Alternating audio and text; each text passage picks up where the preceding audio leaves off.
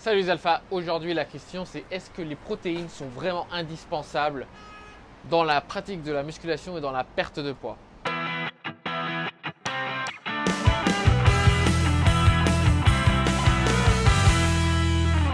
J'ai envie de dire, la première question c'est de séparer un peu le concept de protéines du concept de compléments alimentaires que sont les protéines en poudre. Parce qu'en général, les gens quand ils posent cette question, ils parlent plutôt des protéines en poudre et il y a un amalgame entre ce qui est le macronutriment, les protéines, et le complément, les protéines. En fait, c'est le même nom pour deux choses différentes. Donc, prenons d'abord le macronutriment. De quoi il s'agit? Eh bien, si tu regardes dans la nutrition, tu consommes des calories. Dans les calories, il y a les protéines, les lipides et les glucides. D'accord? C'est ces trois trucs-là qu'on mange. Et il faut tous les trois. L'idée, c'est pas d'en virer un des trois. Et en particulier les protéines, si tu veux vraiment savoir ce que c'est le macronutriment, sans doute effectivement le plus important pour la musculation, pour le fitness et pour la perte de poids. Pourquoi? Eh bien, tout simplement parce que les protéines sont les petites briques de ton corps. Ton corps est fait de protéines, tes muscles sont faits de protéines notamment. Et du coup, si tu ne manges pas de protéines, tu ne vas pas donner à ton corps les éléments nécessaires pour construire cette masse musculaire quand tu t'entraînes. Tu ne vas pas donner à ton corps, surtout si tu sèches en plus. Les gens se disent, si je veux juste perdre du poids, ce n'est pas tellement nécessaire la protéine. Eh bien si, parce que si tu ne manges pas assez de protéines, ce qui va se passer, c'est que tu vas perdre du poids. Et en perdant du poids, tu vas perdre du gras, ce qui est bien, mais tu vas perdre aussi beaucoup de muscles. Donc l'idée, c'est que les protéines, pendant une sèche, pendant une perte de poids, vont protéger ta masse musculaire et vont permettre à ton corps de garder un maximum de muscles pendant la perte de poids. Et c'est ce que tu veux si tu veux construire ce métabolisme rapide, ce métabolisme de Lamborghini qui crame du gras, même sans effort, même sans aller à la salle. Il y a un pigeon. Bonjour le pigeon. En fait, si tu veux une métaphore simple, faire de la musculation ou s'entraîner sans manger assez de protéines, c'est comme faire les plans de ta maison, embaucher les ouvriers, les mettre sur le terrain et jamais leur acheter les briques et le matériel nécessaire pour construire. Ça sert absolument à rien. Donc tu vas te fatiguer à la salle et tu vas faire du surplace. Parce que il faut ce matériel pour construire le muscle. Il faut absolument l'avoir, sinon ça ne marchera pas. Alors le deuxième élément de réponse, c'est maintenant si on va sur la poudre. C'est quoi cette fameuse poudre de protéines qui fait tant parler d'elle et que les gorilles qui vont à la musculation énorme prennent? Parce que souvent j'entends ouais mais moi je veux pas gonfler comme ça. Ou alors moi je veux pas ressembler à un bodybuilder. Et tu as le cliché du bodybuilder énorme qui prend ses doses de prot avec son énorme pot noir comme ça à la cuillère et qui se remplit de trucs artificiels, donc des trucs chimiques, etc. Donc il y a une sorte d'amalgame. Il y a même des gens qui confondent les protéines avec les stéroïdes, comme si c'était des hormones, comme si c'était un truc du venin, un truc qui va t'empoisonner. Non, non. Il faut séparer les deux choses. Déjà, un bodybuilder, c'est quoi?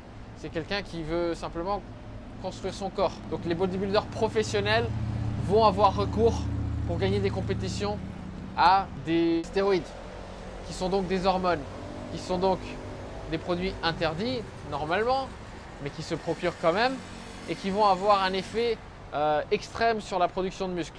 Je te garantis que si tu consommes simplement des protéines qui sont un macronutriment normal, tu ne vas pas prendre autant de muscles que ça, tu ne vas pas ressembler à un énorme bodybuilder. Il y en a beaucoup qui aimeraient bien, mais ça ne marche pas comme ça. En réalité, c'est quoi ces protéines en poudre? On prend du lait, on enlève, dans le lait il y a tout, il y a les trois macronutriments, des glucides et des lipides. Et ben on va enlever les lipides et les glucides et on va laisser que la protéine, tout simplement. Ensuite on va rajouter du goût, ça va être un goût chocolat, un petit édulcorant pour que ça ait un goût sucré et c'est tout.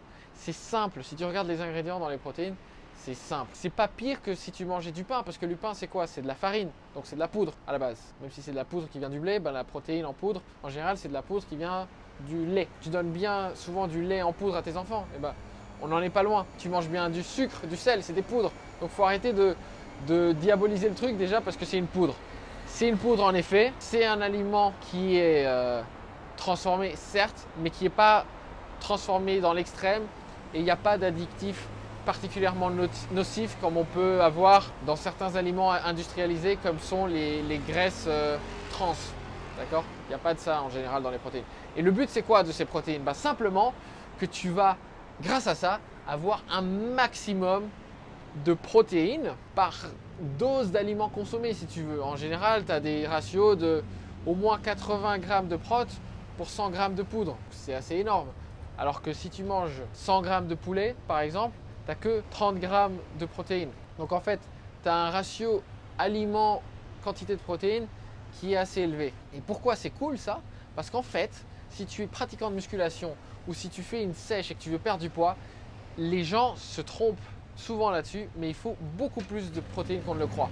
La plupart des gens consomment bien trop peu de protéines pour avoir une santé optimale et un physique optimal. On ne va pas rentrer dans les détails, mais une bonne quantité, c'est au moins 2 fois ton poids de corps en grammes de protéines. C'est-à-dire si tu pèses 70 kg, au moins 140 grammes de protéines par jour. Ça te donne un ordre d'idée qui va dépendre de la situation, etc. Mais bon, si on part là-dessus, tu vois, c'est pas si simple à atteindre, simplement avec de la nourriture, parce que tu as vite fait de manger des pâtes ou des choses comme ça où il y a très peu de protéines et au final, tu as fini ta journée, tu as beaucoup consommé de calories, mais pas assez de protéines. Ce qui est intéressant avec cette protéine en poudre, c'est le côté pratique, car elle va te permettre d'atteindre ton objectif de protéines sans te bourrer de viande toute la journée, avec un effet pratique en fait. C'est-à-dire qu'au lieu de te balader avec 5 boîtes de thon toute la journée et de manger tes boîtes de thon après un entraînement, tu peux simplement consommer un shake de protéines où tu vas avoir 30, 60, 90 grammes de protéines très facilement avec 1 ou 2 shakes par jour sans te prendre la tête. Vu que c'est presque que des protéines, tu atteins ton quota plus rapidement.